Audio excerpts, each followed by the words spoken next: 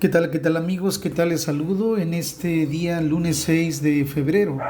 Y quiero compartir con ustedes la lectura del tiempo con Dios de este día, que se localiza en primer libro de Samuel, capítulo 8, versos 10 al 22.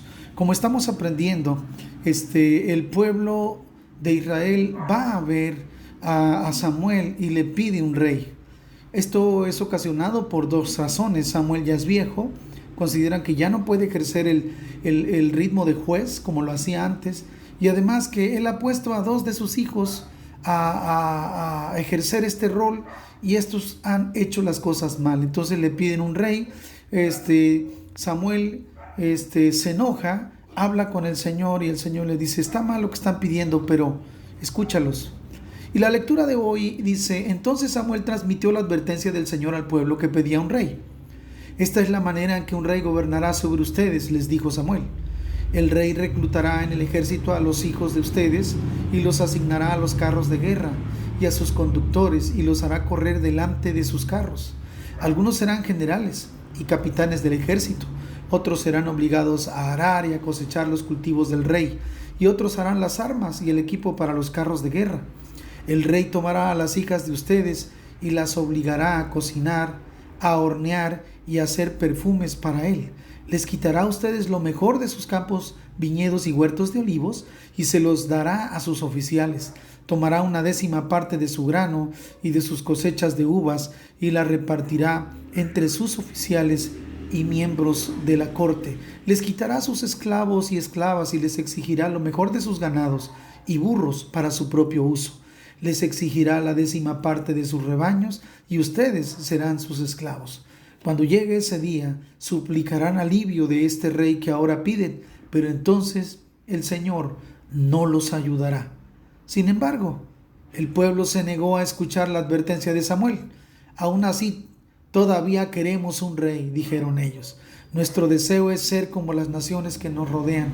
El rey nos juzgará y será nuestro líder en las batallas. Así que Samuel le repitió al Señor lo que el pueblo dijo.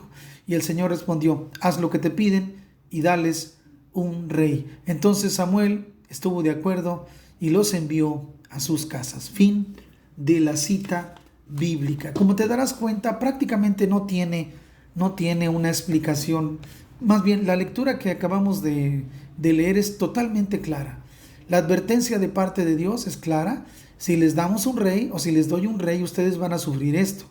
Pero cuando ellos terminan de escuchar a Samuel, el pueblo se niega a escuchar la advertencia y contestan: aún así, con todo lo que nos has dicho, queremos un rey.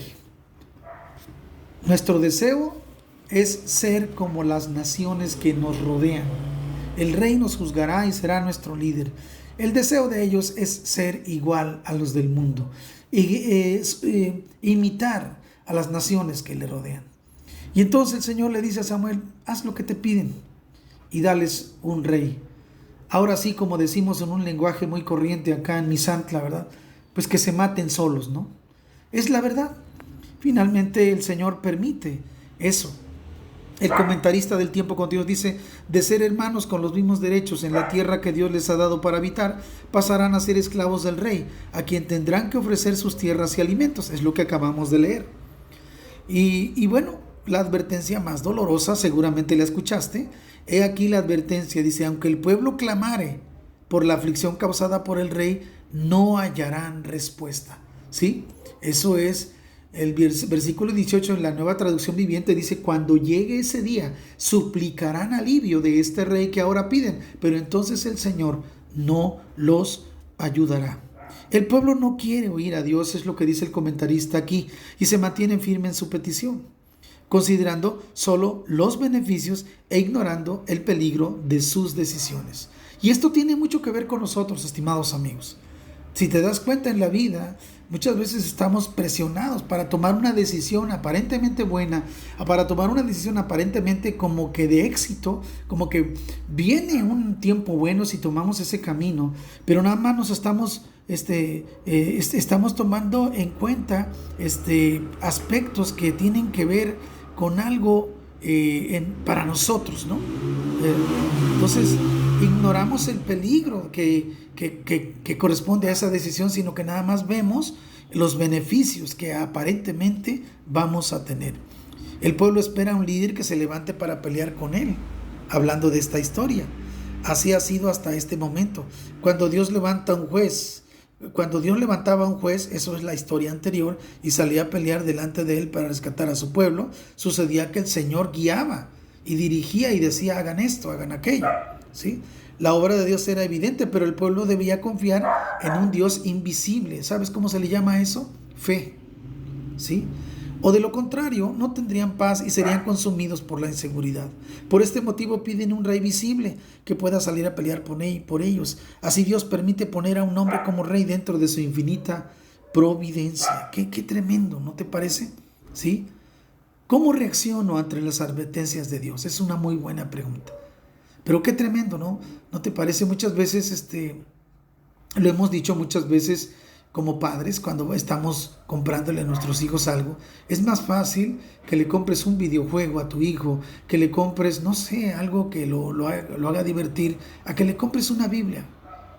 Aún incluso la Biblia más barata, pero tú sientes que dar 500 pesos por una Biblia pudiera ser que no tengo dinero, ¿cómo voy a gastar en eso? Además, al rato la Biblia va a andar por ahí, así que no vale la pena.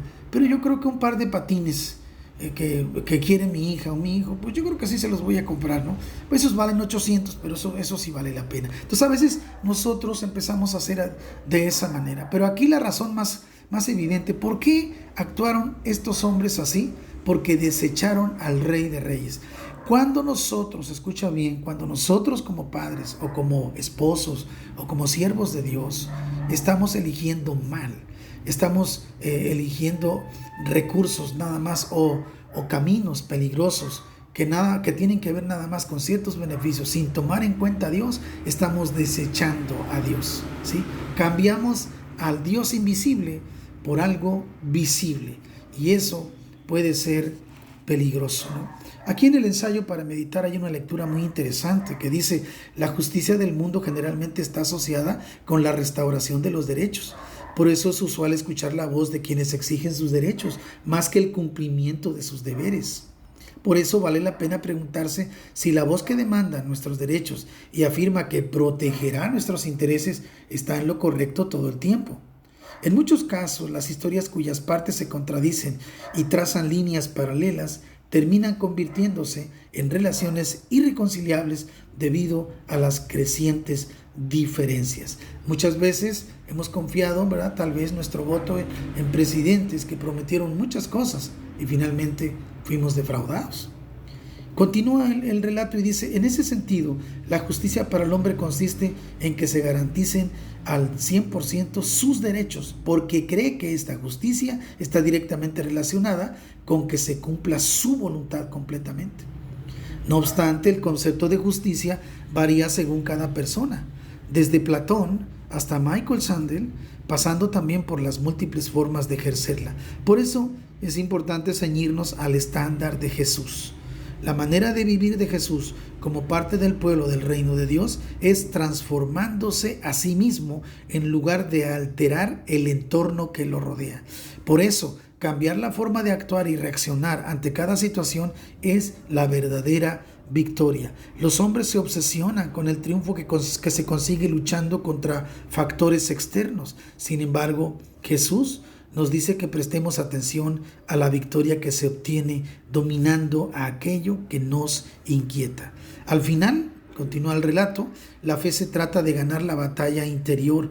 Por esta razón Jesús nos llama a aceptarlo a Él como el Rey de nuestro corazón y a vivir gozando de la victoria y la paz que solo Él nos da. Si bien los triunfos, las pérdidas, los méritos o la falta de propósito es constante en la vida, Jesús nos prepara para superar nuevas luchas. De esta manera, Él nos recuerda que el único camino de la victoria es amar más al Señor. ¡Wow! ¡Qué bendición! ¿No te parece?